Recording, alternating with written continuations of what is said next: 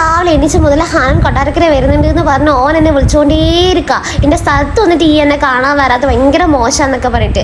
പിന്നെ പാവം ചെക്കനല്ലേ, ഓൻ ഇങ്ങ് വരെ കാണാൻ വന്നതല്ലേ എന്ന് വിചാരിച്ച് ഞാൻ കാറൊക്കെ എടുത്ത് ഞാൻ ഓനെ കാണാൻ പോയി. എൻ്റെ കസിൻസ് ഉണ്ടായിരുന്നു കൂടെ.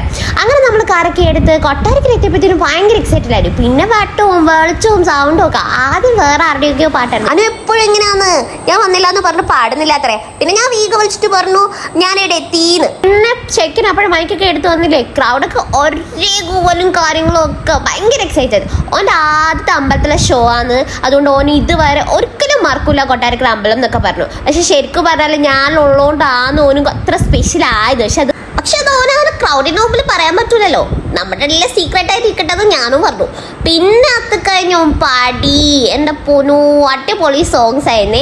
പിന്നെ ജിമ്മി, ഈച്ചു, ഷാനു, നിഹാലൊക്കെ ഉണ്ടായിരുന്നു. നിഹാലിൻ്റെ തലവട്ടം കണ്ട മുതൽ അവിടെ ഭയങ്കര കൂലും ബഹളമായിരുന്നു. പക്ഷെ പറയാനെല്ലാം പറയണമല്ലോ, ഒരു ഇൻസാനിലെ പാടിയില്ലടോ, എനിക്ക് ഭയങ്കര വിഷമമായി. പിന്നെ ഞാൻ പാട്ടിൽ കാറിലൊക്കെ വെച്ചിട്ട് ഞാൻ വന്നു. അപ്പോൾ വീട്ടിൽ വന്നപ്പോഴത്തേനും എല്ലാം ഇരുട്ട് മൂടി കിടക്കുന്നു, വെയിട്ടോ ഇല്ല ഒന്നുമില്ല. തുറത്തൊക്കെ നോക്കിയപ്പോഴത്തേനും തുറക്കൊന്നുമില്ല. എനിക്ക് ആകെ സങ്കടമായി. ഞാൻ റോഡിൽ കിടക്കേണ്ടി വരുമോ അതോ അവന്മാരുടെ കൂടെ തന്നെ തിരിച്ചു പോകേണ്ടി വരുമോ എന്നൊക്കെ സംശയത്തിൽ ഞാൻ നിന്നപ്പോഴാണ് ഞാൻ ഉമ്മീനെ വിളിച്ചത്. ഉമ്മേനെ ഓൾറെഡി കൺവിൻസ് ചെയ്തിട്ടാണല്ലോ നമ്മൾ പോയത്. അങ്ങനെ ഒരു ബ്യൂട്ടിഫുൾ ഉമ്മി എനിക്ക് ജനൽ വഴി താക്കോൽ എടുത്തു തന്നു, പാപ്പി അറിയാണ്ട്.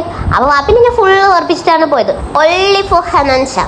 അങ്ങനെ ഉമ്മി തന്ന് താക്കോലിട്ട് ഞാൻ തുറന്ന് കയറിയപ്പെട്ടിട്ട് ഞാൻ വിചാരിച്ചു വാപ്പിൻ്റെ വക അടി പിടിയൊക്കെ ഉണ്ടാവുമെന്ന്. പക്ഷെ പാവം കിടന്ന് ഉറങ്ങിപ്പോയി. രാവിലെ കേൾക്ക ഇതെല്ലാം. അത് കഴിഞ്ഞ് 1 മണിയായപ്പോൾ ഇതാണ് ഞാൻ പറയുന്നത് എൻ്റെ ബ്യൂട്ടിഫുൾ മമ്മീന്ന്. ഷീ ഈസ് റിയലി ബ്യൂട്ടിഫുൾ യാർ. എന്തൊക്കെ പറഞ്ഞാലും ചീത്ത പറഞ്ഞാലും വഴക്ക് പറഞ്ഞാലും എന്നെ എല്ലായിടത്തും വിടുകയും ചെയ്യും, എല്ലാം ചെയ്തു തരികയും ചെയ്യും. അങ്ങനെ രാത്രി 1 മണിയായപ്പോഴത്തേന് എനിക്ക് ചട്ടി വാരി വെച്ച് ഫുഡും തന്ന് കേട്ടെന്ന് അന്ന് പാവം. എന്നിട്ട് എണ്ണിച്ച് തന്ന് ഫുഡൊക്കെ തന്ന് അങ്ങനെ ഞങ്ങൾ വിശേഷമൊക്കെ പറഞ്ഞ് ഫുഡൊക്കെ കഴിച്ച് ഞാൻ പോയി കിടന്നുറങ്ങി. അപ്പം അത്രയേ ഉള്ളൂ. Bye bye.